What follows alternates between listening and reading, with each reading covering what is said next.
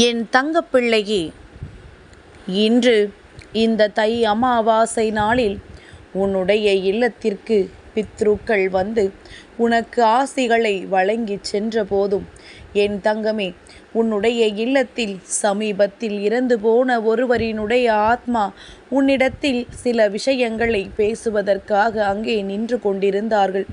அவர்களுக்கு உன்னிடத்தில் சொல்ல வேண்டிய காரியம் ஒன்று இருந்தது. அதை உனக்கு சொல்லிவிட வேண்டும் என்று உன் தாயானவள் என்னிடத்தில் அவர்கள் கேட்டுக்கொண்டார்கள். அது மட்டுமல்ல, உன்னுடைய முன்னோர்களும் இன்று உன் இல்லத்திற்கு வந்துவிட்டு வெளியில் திரும்பும் பொழுது என்ன சொல்லி சென்றார்கள் என்பதையும் உனக்கு நான் சொல்வதற்காக வந்திருக்கின்றேன். என் தங்கமே, இன்று நீ உன்னுடைய முன்னோர்களை உன்னுடைய இல்லத்தில் வைத்து வழிபட்டாய், அவர்களுக்கு படையலிட்டாய், பூஜைகளை செய்து அவர்களிடத்தில் மனதார வேண்டிக் கொண்டாய்.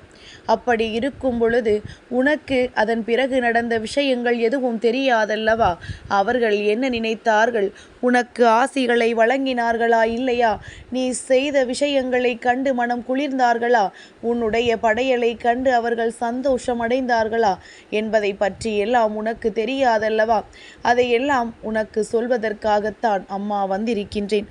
அவர்கள் மனதில் குறைகள் எதுவும் இருந்தாலும் அதை என்னிடத்தில் சொல்லி இருக்கின்றார்கள். நான் உன்னிடத்தில் அதனை அப்படியே சொல்லிவிடுகின்றேன்.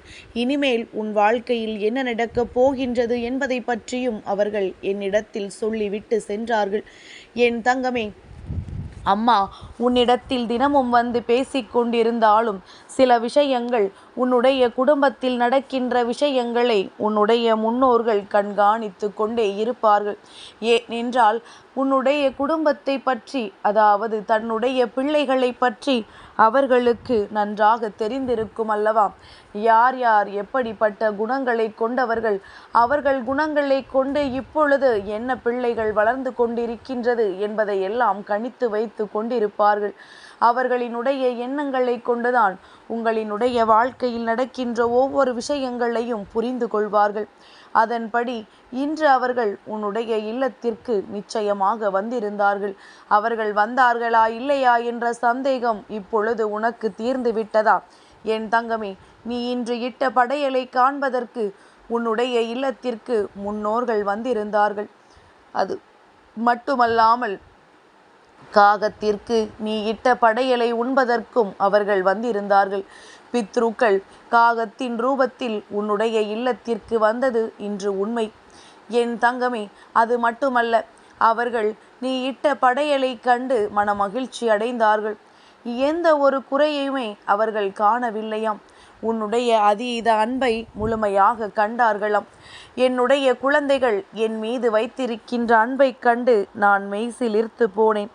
என் பிள்ளைகள் எப்படியெல்லாம் எனக்கு செய்வார்கள் என்று நான் எதிர்பார்த்தேனோ அவர்கள் அப்படியேதான் செய்திருந்தார்கள்.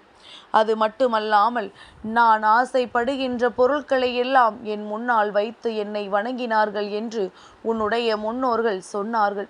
அது மட்டுமல்ல, உன்னுடைய முன்னோர்கள் சொன்ன விஷயம், நான் எங்கள் குழந்தைகளை நல்லபடியாக இன்று ஆசீர்வதித்திருக்கின்றோம். அவர்களை சுற்றி இருக்கின்ற அத்தனை கஷ்டங்களையும் விலக்கி இனிமேல் குடும்பத்தில் நிம்மதியும் ஒற்றுமையையும் பெருகுவதற்கு என்ன செய்ய வேண்டுமோ அதையெல்லாம் செய்துவிடப் போகின்றோம் என்றும் நான் நல்ல வாக்குறுதியினை என்னுடைய குழந்தைக்கு கொடுத்திருப்பதாக அவர்கள் என்னிடத்தில் சொல்லி சென்றார்கள். சரி, இது உன்னுடைய முன்னோர்கள் சொன்ன விஷயங்கள். அதன் பிறகு சமீபத்தில் இறந்து போன ஒரு ஆத்மா வந்து சென்றார்கள் அல்லவா? அவர்கள் சொன்ன விஷயம் என்னவென்று சொல்கின்றேன். அவர்கள் உன்னை கண்டதும் மனமகிழ்ச்சி அடைந்தார்களாம். அவர்கள் என் வாயிலாக இப்பொழுது உன்னிடத்தில் பேசப் போகின்றார்கள். அமாவாசையில் உனக்கு கிடைத்திருக்கின்ற ஒரு கடைசியான வாய்ப்பு. இந்த வாய்ப்பினை பயன்படுத்தி கொண்டு அவர்கள் என்ன நினைக்கின்றார்கள் என்பதனை நீ புரிந்து கொள். என் தங்கமே, அவர்கள் என்னிடத்தில் என்ன சொன்னார்கள் தெரியுமா? நான் என்னுடைய இல்லத்திற்கு இன்று சென்றிருந்த பொழுது என்னுடைய மனது அத்தனை மகிழ்வடைந்தது. நான் அங்கே வாழ்ந்த இடங்களை எல்லாம் ஒரு முறை சுற்றி பார்த்தேன். என்னை பெற்றவர்களையும் என்னுடன் பிறந்தவர்களையும் நான் கண்டேன். அவர்களை காணும் பொழுது எனக்கு மனமகிழ்ச்சியாக இருந்தது. இத்தனை நாட்களும் நான் எனக்கான இடத்தில் இருந்து கொண்டு ஒரு நாள் என்னுடைய குடும்பத்தை காண்பதற்கான வாய்ப்பு எனக்கு கிடைத்திருக்கும் பொழுது அதனை சரியாக பயன்படுத்தி கொள்ள வேண்டும் என்று காலையிலேயே நான் வந்துவிட்டேன். எப்பொழுது எனக்கு படையலிட்டு என்னை வணங்கி அதன் பிறகு அவர்கள் உணவு உண்டார்களோ அதை கண்ணார கண்டுவிட்ட பிறகுதான் நான் அங்கிருந்து புறப்பட்டேன். அதுவரையிலும் அங்கிருந்து அவர்கள் என்னவெல்லாம் செய்கின்றார்கள் என்பதை நான் கவனித்து கொண்டே இருந்தேன். அவர்கள் சிரிக்கும் பொழுது நானும் சிரித்தேன். அவர்கள் மனம் விட்டு பேசிக்கொண்டிருக்கும் பொழுது அவர்களோடு நானும் அமர்ந்திருந்தேன். அவர்கள் பேசுவதை நானும் கேட்டுக்கொண்டிருந்தேன். நான் அவர்களோடு பேச பல முயற்சிகளை செய்து பார்த்தேன். ஆனால் அது என்னால் முடியாத காரியம் அல்லவா? நானும் அங்கு சென்றவுடன் நாம் ஒரு ஆத்மா என்பதையே மறந்துவிட்டு என்னுடைய குடும்பத்தை கண்டவுடன் எப்பொழுதும் போல சாதாரணமாக இருக்க தொடங்கிவிட்டேன். ஆனால் இதுவெல்லாம் நிஜமல்ல என்பதனை உணர்கின்ற நேரத்தில் நான் அங்கிருந்து கிளம்ப வேண்டிய நேரம் வந்துவிட்டது. நான் இத்தனை நேரம் அவர்களோடு இருந்தது எனக்கு சந்தோஷமாக இருந்தது. அவர்களின் முகத்தை காண்கின்ற பொழுது எனக்கு மன நிம்மதியாக இருந்தது. இத்தனை நாட்களும் என்னை நினைத்து அழுது கொண்டிருந்தவர்கள் சில நாட்களாக அம்மா உன்னுடைய உதவியின் பலனாக என்னுடைய வாக்கினை அவர்கள் கேட்டார்கள்.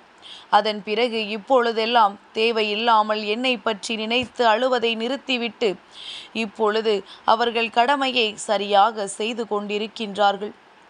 இந்த அமாவாசையில் நான் நிச்சயமாக வருவேன் என்ற நம்பிக்கையோடுதான் அவர்கள் எனக்கு படையலிட்டார்கள். நான் எனக்கு பிடித்ததையெல்லாம் மனதார ஏற்றுக்கொண்டு அவர்களை கண்ணார கண்டுவிட்டுத்தான் வந்திருக்கின்றேன். இப்பொழுது நான் நினைத்த விஷயத்தை உன்னிடத்தில் சொல்கின்றேன் தாயே. இதனை அவர்களிடத்தில் சொல்லிவிடு.